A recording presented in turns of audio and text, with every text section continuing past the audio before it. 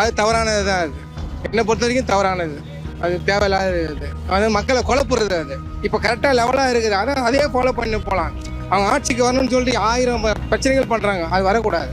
எல்லா எதிர்கட்சியும் ஒன்றா இணைஞ்சு இது வந்துட்டு அமல்படுத்தக்கூடாது, எப்படி இப்போ இருக்குதோ அதே மாதிரியே இருக்கட்டும் அப்படின்னு சொல்லி போட்டு இவங்கெல்லாம் ஒன்றா குரல் கொடுத்தா ஒரு வாய்ப்பு இருக்குது.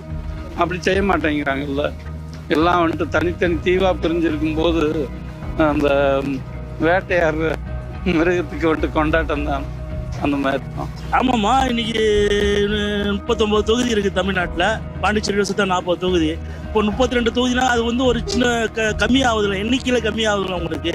இப்போ அவங்க ஆடுற இதில் வந்து அவங்க ஈஸியாக அடிச்சு தூக்கிட்டு வந்துடுவாங்கன்னு சொல்லி அவங்களோட ஒரு நம்பிக்கையில் வச்சு அந்த அந்த மாநிலத்துங்களுக்கு பீகார், உத்தரப்பிரதேசத்துக்கு இவங்க தொகுதிகளை வந்து அதிகமாகறாங்க. தமிழ்நாட்டில் கம்மி பண்ணால் தமிழ்நாட்டில் நம்ம கால் விட முடியாது.